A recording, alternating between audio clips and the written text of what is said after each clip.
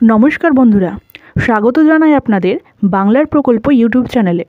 আজকের ভিডিওতে কথা বলবো পশ্চিমবঙ্গ সরকারের একটি জনপ্রিয় সামাজিক প্রকল্প যুবশ্রী প্রকল্প নিয়ে। তো যুবশ্রী প্রকল্পের মার্চ মাসের টাকা কবে দেওয়া হবে সে নিয়ে রয়েছে একটা গুরুত্বপূর্ণ আপডেট। তাই অনুরোধ, ভিডিওটি শেষ পর্যন্ত মনোযোগ সহকারে দেখুন। আর যদি আপনি এই চ্যানেলে নতুন হয়ে থাকেন তাহলে তাড়াতাড়ি চ্যানেলটি সাবস্ক্রাইব করুন এবং পাশে থাকা বেল আইকনটি প্রেস করে দিন, যাতে পরবর্তীতে এমনই গুরুত্বপূর্ণ আপডেট সবার আগে আপনি পেতে পারেন। পশ্চিমবঙ্গ সরকারের অন্যতম গুরুত্বপূর্ণ মানবিক উদ্যোগ যুবশ্রী প্রকল্প।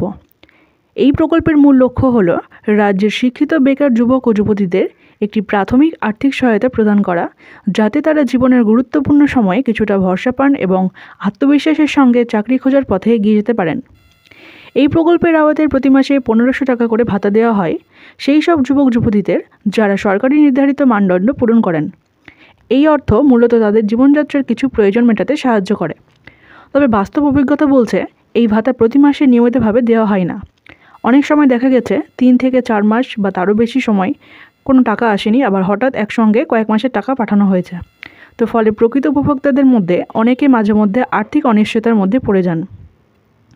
যে সময়টাতে তাদের এই সামান্য টাকাটা সবচেয়ে বেশি প্রয়োজন, সেই সময় যদি ভাতা না আসে তাহলে প্রকল্পের উদ্দেশ্য অনেকটাই হারিয়ে যায়। অবশ্যই এই প্রকল্প একটা ভালো উদ্যোগ, কিন্তু এর বাস্তব প্রয়োগে আরও স্বচ্ছতা, দ্রুততা, ধারাবাহিকতা দরকার। কারণ একজন বেকার যুবকের কাছে এই 1500 টাকা অনেক কিছু।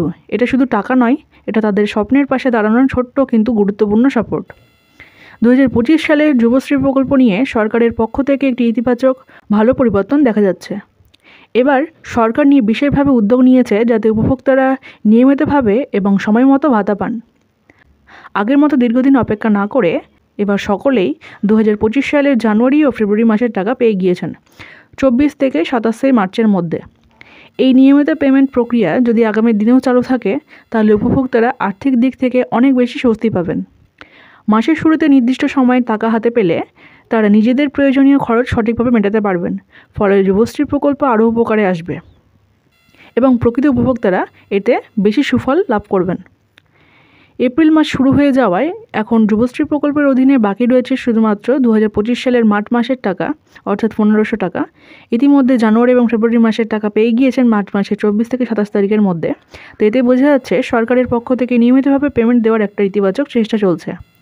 তবে যুবশ্রীর মার্চ মাসের টাকা এখনও উপভোক্তাদের অ্যাকাউন্টে জমা হয়নি, যদিও ব্যাংক প্রসেসিংয়ের কাজ ইতিমধ্যেই শুরু হয়ে গেছে। বিভিন্ন সূত্র থেকে জানা যাচ্ছে যদি সব কিছু ঠিকঠাক চলে তাহলে 16 এপ্রিল থেকে শুরু করে 25 এপ্রিলের মধ্যে উপভোক্তারা মার্চ মাসের টাকা পেয়ে যেতে পারেন। তবে এখানে একটা বিষয় মনে রাখা জরুরি, সবাই একসঙ্গে টাকা পাবেন না। ব্যাংকের উপর চাপ কমাতে এবং ধাপে ধাপে এই টাকা পাঠানো হবে।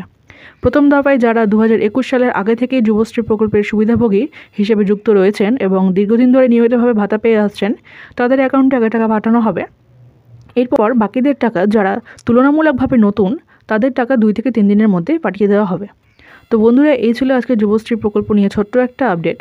ভিডিওটি ভালো লেগে থাকলে অবশ্যই লাইক করবেন, গুরুত্বপূর্ণ বলে মনে হলে বন্ধুদের সঙ্গে শেয়ার করবেন এবং চ্যানেলটিকে সাবস্ক্রাইব করে পাশে থাকবেন। ভালো থাকবেন, সুস্থ থাকবেন। ধন্যবাদ।